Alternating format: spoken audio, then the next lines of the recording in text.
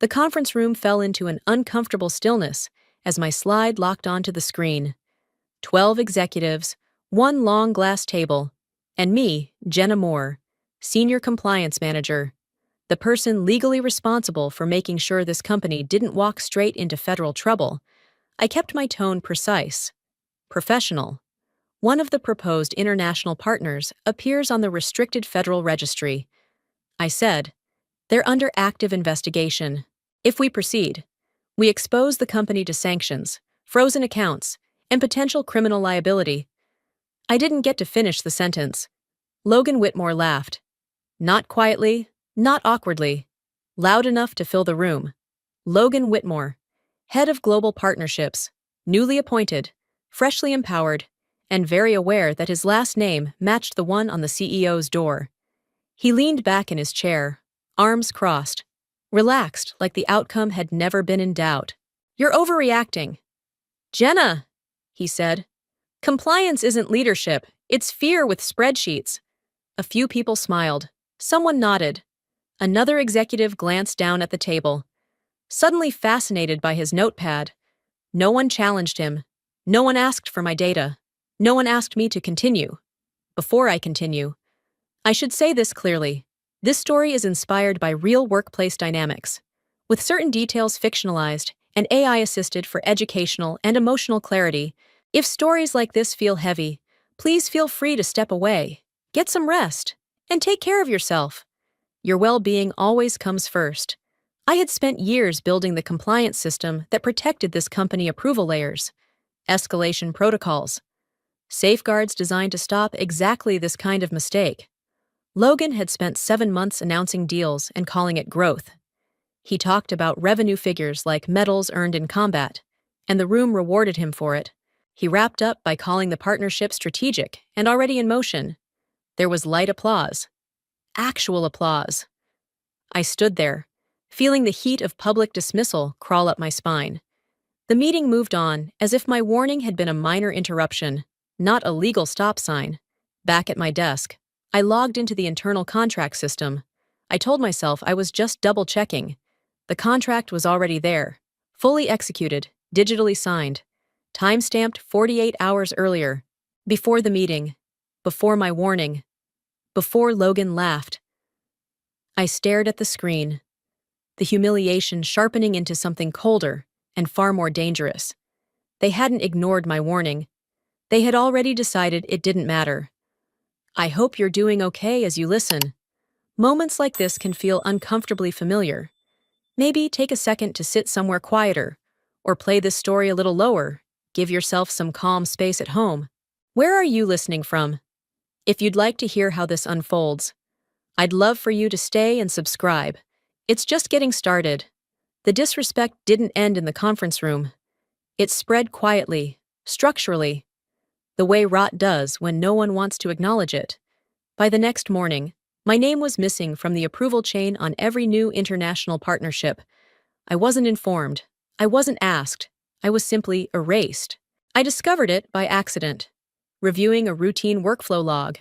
The final compliance checkpoint, the one I had designed and personally overseen for years, had been reassigned. My role was reduced to reference only. No authority. No stop button. At lunch, Logan Whitmore made sure everyone understood why. Compliance has become dead weight, he said casually, loud enough for half the floor to hear. We don't need permission slips from people who don't generate revenue. A few people laughed. Others avoided eye contact. I kept walking, my face neutral, my hands clenched so tightly my nails left marks in my palm. What none of them mentioned were the deals that never exploded because I intervened. The export violation that would have triggered a 7-figure fine. The offshore partner I flagged weeks before federal subpoenas hit their competitors. The emergency call at midnight, years ago, when my documentation shaved millions off a regulatory settlement and kept our executives out of depositions. I had saved this company more times than Logan had closed deals. But prevention doesn't photograph well in earnings decks. Logan, meanwhile, paraded numbers through the office. 8-figure projections, momentum, velocity. He liked to say regulations could be handled later. after growth, as if the law was a mess someone else cleaned up. That afternoon, I stopped pretending this was accidental. I opened the system audit logs, tracing the changes backward: approval overrides, disabled alerts, temporary permissions that should never exist. Then I saw the login. Not Logan's. Richard Whitmore, CEO, credentials. Active during hours Richard was overseas. I stared at the screen, pulse steady, anger settling into something heavier. Logan hadn't just sidelined me. He'd borrowed his father's authority to bulldoze the safeguards I built, and he had done it deliberately.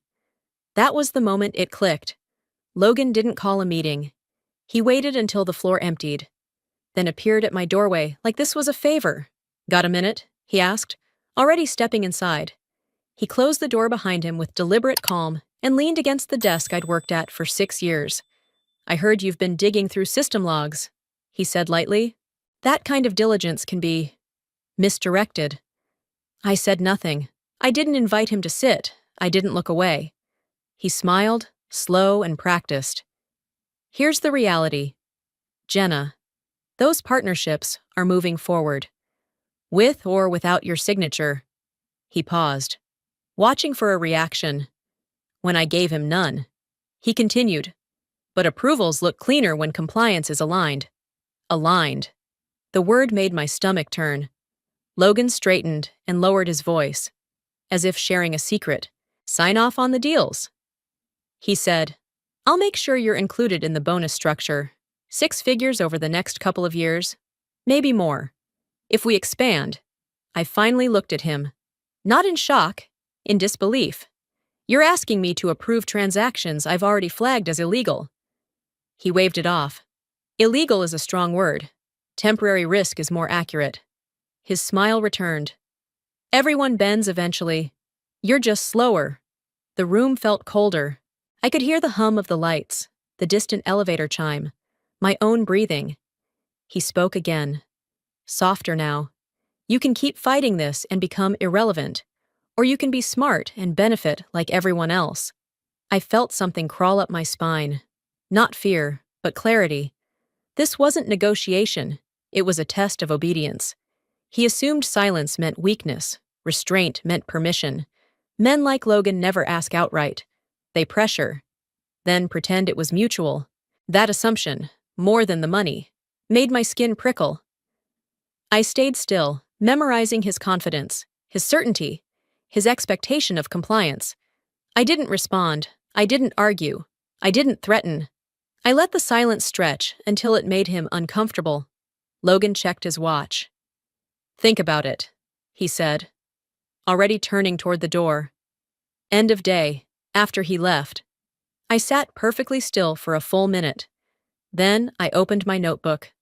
Time, date, exact wording, his posture, his tone, the implied exchange. I documented everything while it was fresh, then cross-referenced it with system access logs and calendar data. When I finished, I closed the notebook and locked it away. The offer wasn't persuasion. It was evidence. If you're still here, you're probably as curious as I was back then. Silence became my strategy the moment Logan left my office. Not because I was afraid, and not because I was unsure. Silence was the only language left that couldn't be twisted or dismissed. The next morning, I showed up exactly as I always had. Same badge swipe, same neutral blazer, same polite nods in the hallway. I attended meetings I no longer had authority in and smiled at people who avoided my eyes. When Logan spoke, I listened. When numbers were praised, I clapped with everyone else, from the outside. It looked like compliance had finally learned its place. Inside, I was working, during the day. I did nothing that could be called resistance. I answered emails. I documented conversations. I thanked people for looping me in. Even when they hadn't, I let the assumption settle that I had accepted the new order. That assumption bought me time. At night, the work began. I rebuilt the last 6 months hour by hour. Contracts, approvals, overrides, signatures. I pulled system logs and matched them against calendar entries, travel records, and access timestamps. Every anomaly was tagged. Every pattern was traced. Where Logan had rushed. I slowed everything down until it made sense. The deeper I went, the clearer it became. This wasn't recklessness. It was deliberate. Temporary permissions granted at strategic moments. Alerts disabled just long enough to push contracts through. CEO credentials used like a master key, then wiped clean. Logan hadn't broken the system. He had studied it. I organized everything into a single timeline. No opinions, no emotion, just cause and effect. What was approved, who approved it, when warnings appeared, when they were overridden. I included my own flagged reports, dated and archived, along with the responses they never received. The file grew heavier by the hour, sometime after midnight. I checked the payment schedule. My stomach tightened. Not from panic, but precision. The first wire transfers were queued. 48 hours. Once money moved, everything changed. Exposure multiplied. Liability hardened. There would be no undo button. I closed the laptop and sat in the dark, listening to the quiet hum of my apartment. Logan thought silence meant surrender. He was wrong. Silence meant preparation. I still went to sleep at a reasonable hour, set my alarm, and prepared my clothes for the morning. Routine steadied my hands and sharpened my focus. Whatever happened next would unfold by process, not impulse. I had done everything quietly, correctly, and in order. Now all that remained was timing. I knew the clock was moving, and soon the silence would speak louder than any warning ever could. It always does. When people confuse power with immunity, they learn eventually, too. By the time morning came, the decision had already been made, not in a rush, not in anger, but with the same careful logic I applied to every compliance review. There was only one path left that was legal, defensible, and irreversible. Everything else required trust in people who had already proven they didn't deserve it. I went to work like nothing had changed. I greeted the receptionist, answered routine emails, and sat through a meeting where Logan talked about velocity and confidence as if those words could neutralize statutes. I said nothing. Control doesn't announce itself. At 11:40, I stepped out for lunch and walked 3 blocks to a small cafe I'd never used before. Public Wi-Fi. Neutral location. I ordered food I didn't eat and opened my laptop with steady hands. The federal reporting portal was plain, almost boring. No drama, no accusations, just structured fields waiting to be filled. I uploaded documents, contracts, audit logs, access records, timestamps, each file labeled, cross-referenced, and verified. I wrote explanations the way regulators prefer them: chronological, unemotional, precise. What happened? When it happened? Who authorized it?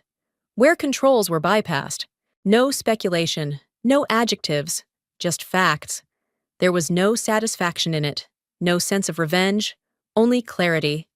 This wasn't about punishing Logan. It was about stopping a violation before it became a crime tied permanently to my name and my work. Before submitting, I paused. One detail remained deliberately absent: a single internal identifier that linked the override sequence directly to my workstation history.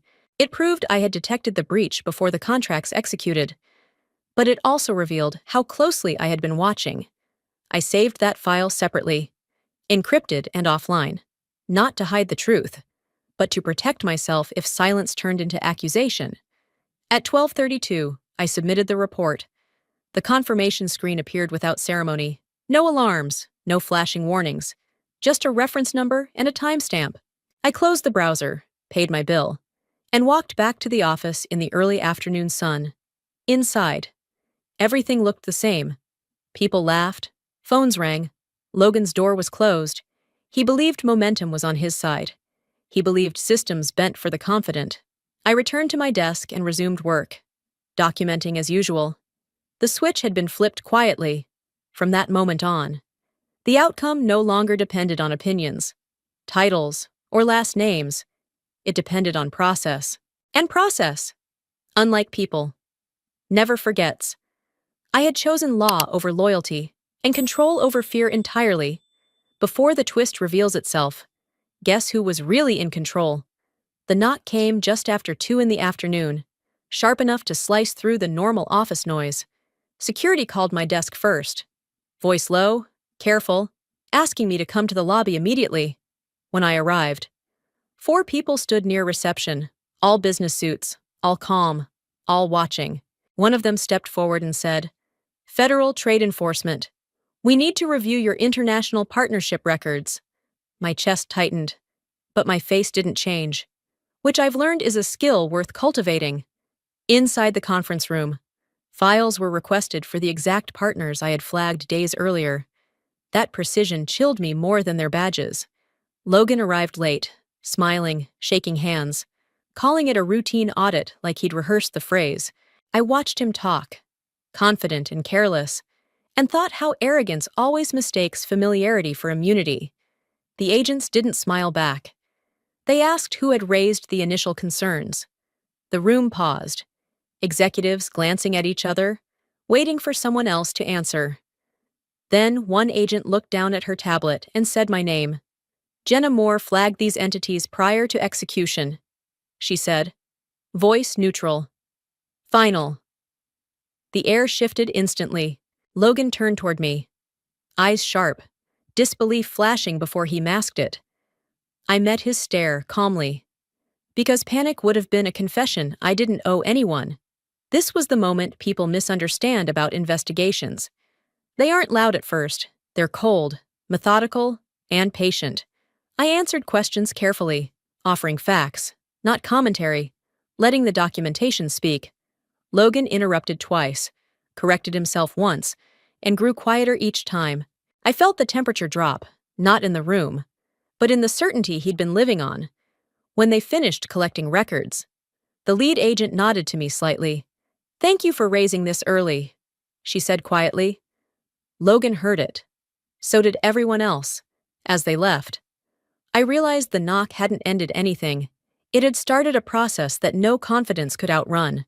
I returned to my desk, hands steady, pulse slow, knowing the cold part was just beginning.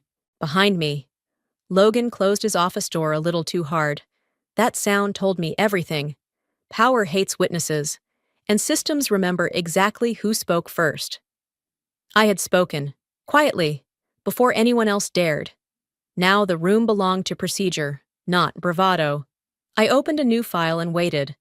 What came next would not be fast, but it would be unavoidable for him. That was the coldest truth of all, and everyone in that room felt it settle, including Logan, even if he pretended otherwise. The investigation didn't pause after the agents left. It accelerated, within hours. Conference rooms were sealed off, calendars wiped clean, and people stopped whispering because there was no one left to whisper to. Panic has a sound, and it's paperwork being pulled too fast. By the next morning, the scope had widened. Unauthorized access, falsified approvals, internal bribery. Each finding landed with dull precision. Not drama, which made it worse. Systems don't accuse. They confirm. And confirmation is devastating when you've lived on confidence instead of facts. Logan fought back loudly. He cornered anyone who would listen. Repeating the same line, "Jenna misunderstood the process," he said. "She always overreacts. That's her job." He said it often enough that some people wanted to believe it, because believing him was easier than accepting what the records were showing. He demanded a meeting with the executive committee. I was there, seated at the far end. Silent by choice. Logan paced as he spoke, voice sharp, hands animated. "I never bypassed approvals," he insisted. "Everything was authorized. If someone used the wrong credentials, it wasn't me." That was the moment I felt it. Not triumph, not relief, just a strange calm. The kind that arrives when truth no longer needs help. The head of IT cleared his throat and pulled up the system logs on the screen. Login times, device IDs, access paths. Every override was mapped cleanly. The CEO credentials had been used from Logan's workstation. During hours, Richard Whitmore was on another continent.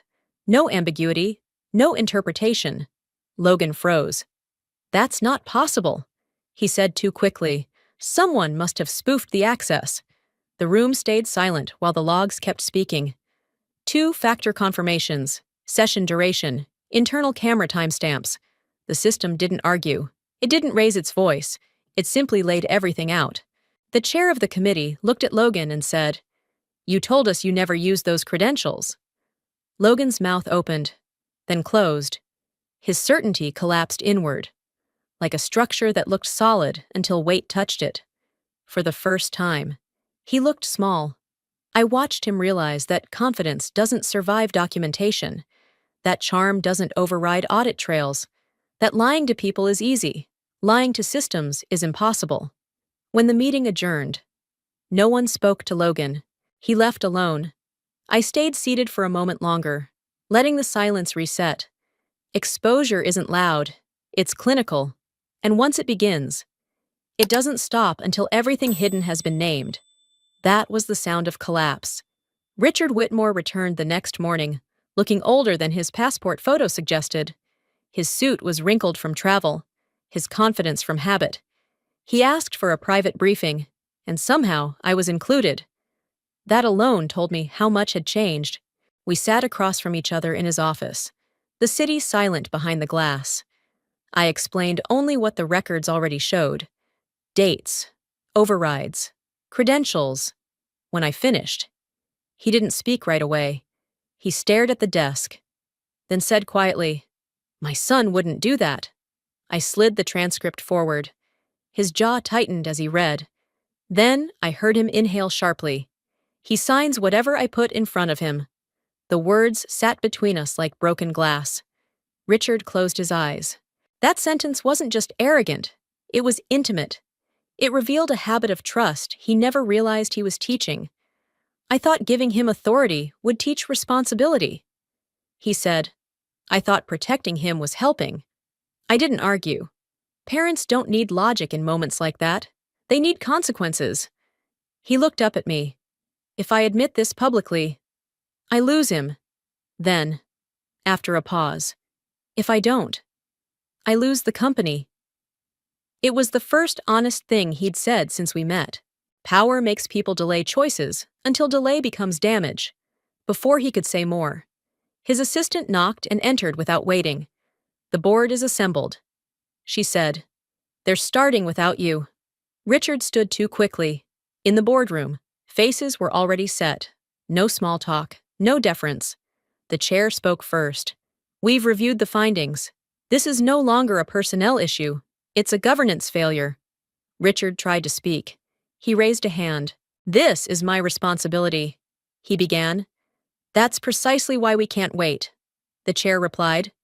"Effective immediately. Operational control is suspended pending outcome." Richard looked at his hands like they no longer belonged to him. In that moment, I saw the cost of confusing loyalty with leadership. He had waited too long to choose. As the meeting adjourned, he passed me in the hallway and said quietly, "I should have listened sooner." I nodded, not out of sympathy, but accuracy. Awakening after collapse isn't wisdom, it's timing. And timing, once missed, never apologizes. I understood then that fathers fall differently than executives. One loses authority, the other loses illusion. Richard lost both in the same hour, and the silence that followed him down the corridor was heavier than any verdict. No appeals remained afterward. Cold justice doesn't shout. It arrives quietly, with documents and votes, and then it closes doors behind it. Logan Whitmore was suspended before noon. No announcement, no confrontation. His access badge stopped working. His calendar vanished, and security escorted him out through a side hallway meant for contractors, not executives. By the end of the week, his name was removed from internal systems entirely, not fired in a blaze of scandal, erased. That, I learned, is how companies end mistakes they're ashamed to explain. Richard Whitmore followed more slowly, and in some ways, that was harder to watch. The board accepted his resignation under the careful language of early retirement. He signed the letter with steady hands, but his voice shook when he thanked people for their loyalty. Loyalty had been his undoing. He left the building without a speech, without cameras, just another man carrying a briefcase that suddenly meant nothing. The investigation concluded with a narrow escape. The agency cited extraordinary internal documentation and early escalation as mitigating factors. No criminal charges, heavy fines, yes, but survivable. The difference between collapse and recovery came down to records written before anyone believed they mattered. I felt no pride in that, only relief that the company would survive what arrogance almost destroyed. A week later, I was asked to attend a board session. I assumed it was procedural. Instead, the chair looked directly at me and said, "We need someone who understands risk, not someone who pretends it isn't there." She paused. "We're restructuring governance oversight." They offered me a new role, Director of Compliance and Ethics, reporting directly to the board, independent of executive pressure, authority restored, expanded, and finally protected. I accepted without smiling. Power isn't something to celebrate, it's something to carry correctly. As I left the room, I passed Logan's former office. Empty, lights off, nameplate gone. The fall wasn't dramatic, it was administrative, and that made it permanent.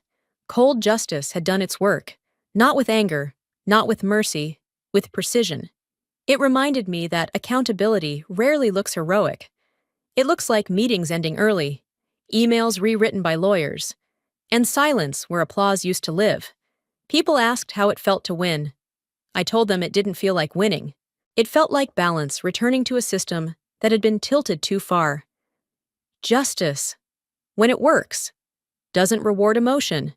It corrects behavior, and correction, I realized, is the most unforgiving form of fairness because it leaves no room for excuses. That was the lesson Logan never learned, and Richard learned too late. Systems don't hate you. They don't forgive you either. They simply record what you do, then respond accordingly.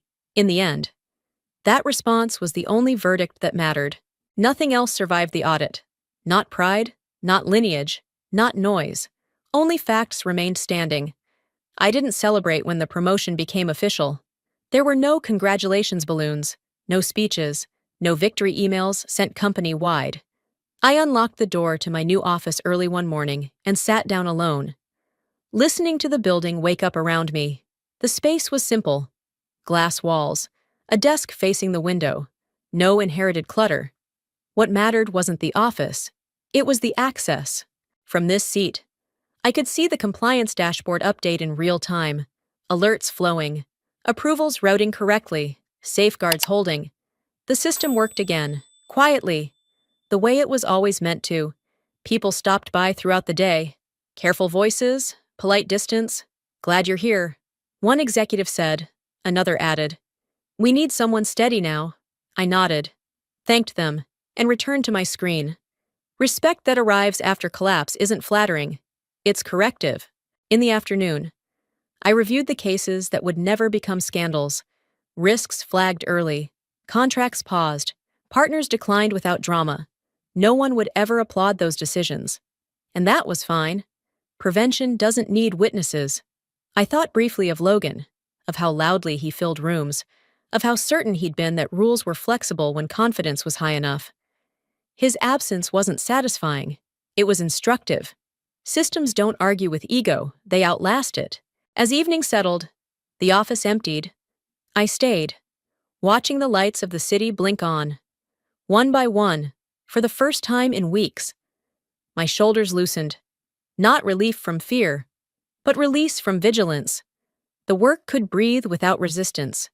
Before shutting down my computer, I documented the day, as I always did. Timestamps, decisions, rationale. The habit hadn't changed. Authority doesn't replace discipline, it depends on it. Winning quietly changes how you listen. I noticed details I had missed before, like how tension leaves a room slowly, or how people speak softer when they know records exist. I didn't need validation. The work itself was enough. Every corrected workflow, every prevented exception, every unanswered temptation confirmed the same truth. Control isn't domination, it's consistency.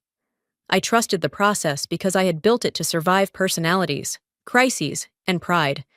What remained now was stewardship, not ego. I understood the weight of that responsibility, and I accepted it without ceremony. Quiet systems reward patience, and patience outlives noise. This was never about revenge, only about correction, balance, and doing the job right when no one is watching. When I finally stood to leave, I paused at the doorway and allowed myself one quiet thought. I hadn't won anything. I had restored something that should never have been broken. I warned them. They laughed. The law didn't. Power doesn't fail because it's loud or cruel. It fails because it ignores the quiet systems meant to protect everyone. I didn't win by arguing, threatening, or proving anyone wrong in public. I won by documenting, by staying steady, and by trusting that truth recorded carefully will always outlast arrogance. If you've ever been dismissed for being too cautious or too quiet, this story is for you.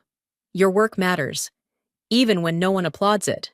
I'm curious, where are you listening from right now? If this story resonated with you, leave a comment, share it with someone who needs to hear it, and tap like so others can find it too. And if you want to stay with me for more stories about quiet justice and real consequences, I'd be honored if you subscribed.